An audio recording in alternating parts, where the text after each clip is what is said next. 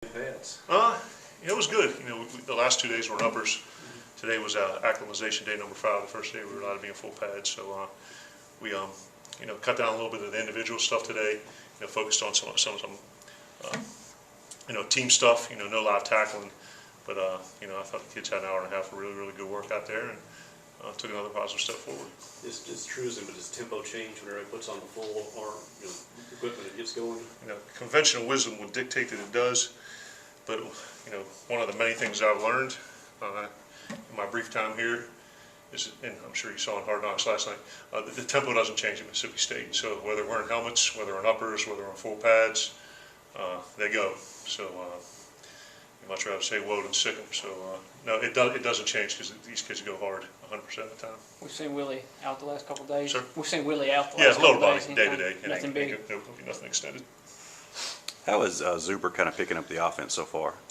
Really well. I think when you go back and look at his stuff at Kansas State, he played a variety of positions, played the slot, played both outside positions. More than anything, it's formations, it's language. Some of the things that we do in the pass game that are, route adjustment oriented. Coach Johnson's doing a real good job with those guys, and Isaiah's picking up quickly. Because of that versatility, do you anticipate being able to kind of move them around the formation? Yeah, we want to cross-train our receivers like we do our offensive line. We necessarily don't want to get one guy locked into a position. With our pass game, it's taught conceptually rather than by position, so it's not about, what does the X, the Z, or the H have on this route. It's in my field number 1, field number 2, or field number 3, boundary number 1 or boundary number 2. So, based on what the formation is, you kind of plug them into those spots. So I think, that flexibility will allow us to put people where they need to be. Some of the stuff we got to see, Javante Payton's look Yeah. pretty good out there. Has he continued to look good when we leave the practice field? Yeah. Has he been impressing you guys? Yeah, they've, I think last year, haven't been able to pass the ball very successfully, essentially everywhere I've been. Was pretty optimistic of the strides we were going to take in year 1 in the transition offenses, and I said it before, and it probably bears repeating. I thought we could go from A to Z, and we went from A to M. Went from a season where we had a 250-yard receiver as a leader to 2 guys having 400. And I think with the skill that we have returning, and those guys having another year and understanding the system, in addition to the guys we brought in, that was one of our goals offensively into fall camp, is improving the efficiency, the explosiveness of the pass game. And I think the guys will allow us to do that. Do you know where Peyton could end up position-wise? He's working Z right now primarily, but he's a guy that can also play the slot. But some of the things, like I said, formationally, he can also end up as boundary 1 too. So primarily is a Z, but the Z lines up in a couple different spots based on what the call is. Speaking of last year, Nick Fitzgerald had 211 carries last year. That's a lot for a Joe Moorhead offense. Ideally, how much would you like to run the quarterback? Historically, it has been about 10 to 15 a game max, and I think that's ideal. And I think the reason you saw so many carries was because of some of our struggles in certain games passing the ball, and when that occurs, teams know that you have to run it, and then you're going to get a stack box at the line of scrimmage. And when you're outnumbered by 1 or more, then you got to utilize the quarterback as a number in the run game, because you can't just continue to hand it off to unblocked people at the point of attack. The guy will get tackled at the line of scrimmage, and the emphasis on taking carries off the running back, getting carries to the running back and taking them off the quarterback has as much to do with our pass game as it does our run game. Because when we get people out of the crowded line of scrimmage and playing a little more too high shell, more of those carries can go to the quarterback instead of the running back because of the read element of it. You mentioned cross-training the receivers. Does that apply in certain senses all the way to the tight ends and running backs as well? More probably to the tight ends than the running backs. Yeah. We're not a big empty team. We'll do some of it. Probably I'd say we minor rather than major, but certainly some of the tight ends that we have in their athletic ability and their size are guys that we can move around a little bit. When you look at the quarterbacks, is there separation between Thompson and Stevens and then to Maiden and Schrader, or are they all just sort of equal at this point? I don't know if it's necessarily separation as it is focus on guys who most realistically have a chance to win the job, and their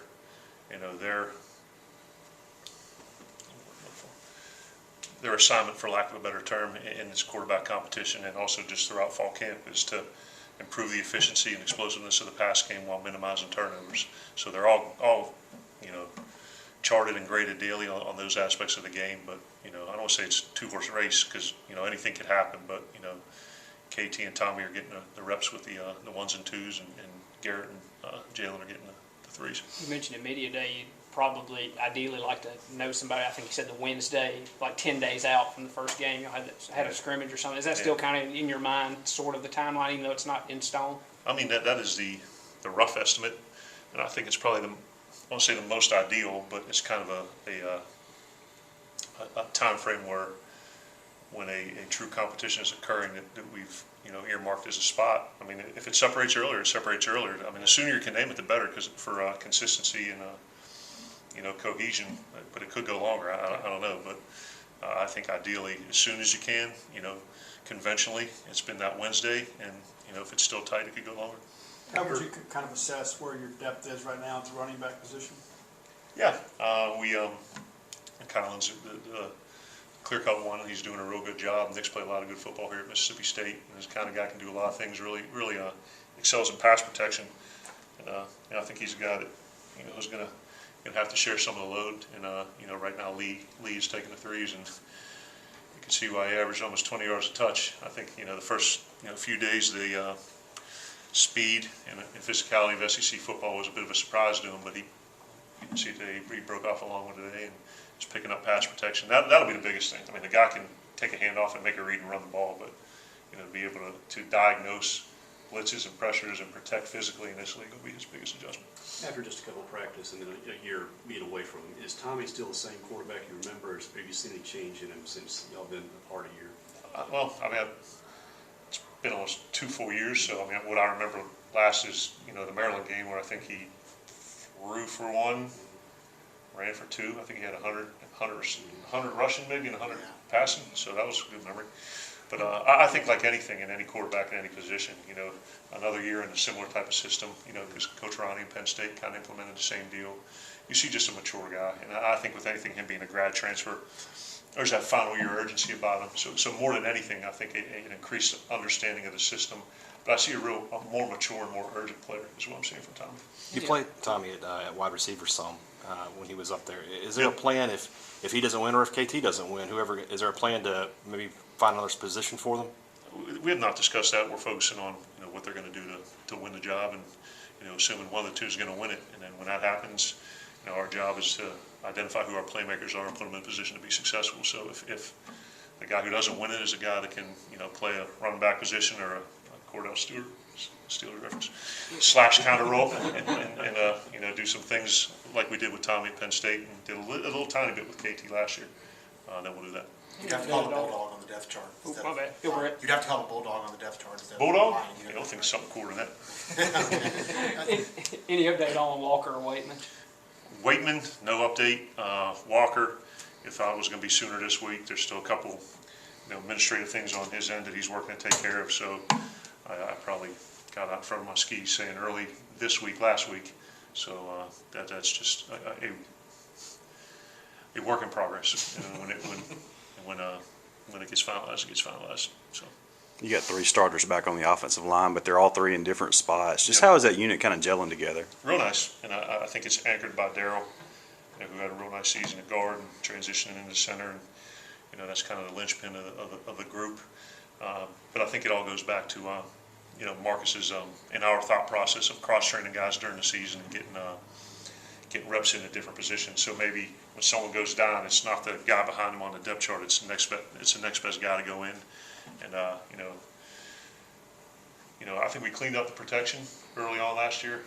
After some of those struggles, I think we did a nice job, and we're second in the SEC in rushing. So our kind of goal as an offensive line unit is to improve on those things. The great teams I've been on in the 4 championship teams, the mentality of those teams have been dictated by the offensive and defensive line, and I think that is something that I know our kids and Marcus take a great amount of pride in.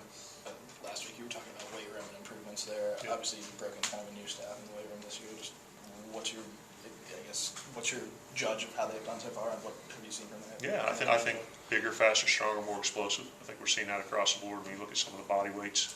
The majority of them, we kind of go over the list, review it every Sunday, and then kind of have quick thumbnail peek at it, every morning after practice.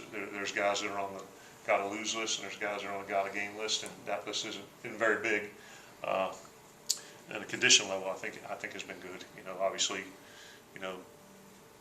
it's challenging because, it's what it is. Every team in the SEC and every team in the country is practicing these conditions, but I think they've handled it very well. And we've really made a conscious effort to make sure, we take 2 5-minute water breaks throughout the course of practice. We separate the team periods with install and review periods where there are more walkthroughs to make it as close to a simulation of the game as possible. We get our individual stuff and we do special teams, and we water them down, and we have a team period of 7-on-7, then an install and review, and then another water. So we kind of do making sure, because we want them concentrating on their energy, their effort, and their execution. And when you're kind of putting that kind of schedule together, I think the kids like it, and I think it allows to not worry about just getting through to maximizing it. Have you always done that? Yep. Well, I've been in charge, yes. KT mentioned that the installs going a lot smoother this year because a lot of it's repetitive. With you not really having to break into a quarterback this year, how would you kind of assess where the quarterbacks are install-wise? No, well, one's in year 2 and one's in, technically going into year 4, so that's always a positive. So I think from the quarterback position, and Coach Bryant and I were talking about it with the offensive staff a little bit earlier, that the 2 young guys, it's always nice to see them make a jump too. So Garrett and Jalen, and the reps that they're getting, I think they're, for guys who've only been in it for 1 year, to see their growth to year 2, and then the guys who've been in it kind of 2+, it's been pretty good. Is this the biggest offensive line you've ever coached in terms of size? I'd say more girth than size. Penn State are starting. No, just sheer, body mass. Our starting right tackle at Penn State for 2 years was Chaz Wright. He was 6'5", 6'6", like 340. Connor McGovern. Those guys, they were big, but I think, like Coach Franklin always said, the difference between other conferences in the SEC is the size, the speed, and the athleticism of the offensive lines. And I think our guys are just, I don't know if it's optical illusion. They look bigger. Maybe I'm wrong. From what we saw when we came and worked with you that day, you like your offensive line to get to that second level and make those. Is that a problem with the size they carry? No, I think they've got good feet too. You don't want to sacrifice movement for size, but like we talked about there, four hands on the first level, 4 eyes on the second level. So you want to double team the guy into the lap of the other guy. So a lot of it is not truly a lot of single blocks, but we do a lot of gap schemes too. Not to get into a whole deal, but no, their ability to climb to the second level, regardless of the scheme, has been something that's been pretty good. What do you see as Errol Thompson's best skill? Errol? Yeah.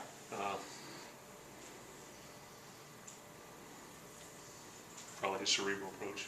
Yeah, he's like a quarterback on the defense. Yeah. Outside of everything else, the guy you like coach on the field. How does someone with that kind of approach separate themselves in a SEC that always has a pretty high talent level of linebacker? How does he? How does someone with that approach kind of Well, I separate think themselves? it's not when you take his understanding of the game and his football IQ and you combine it with a 255-pound guy that can plug interior gaps and also run sideline to sideline that has a high motor. I think those are guys who can play in this conference at a high level and also transition to the next one pretty well. Because when you go up there, it's not as much. I'm not going to say it's not as much of a spread game because teams are more 11 personnel in the NFL than they are anything else, but you do see a lot more two-back where the traditional Mike linebacker has more of an interior role than maybe in a league like ours where more people are spread out and you're asking that guy to cover a lot of ground sideline to sideline.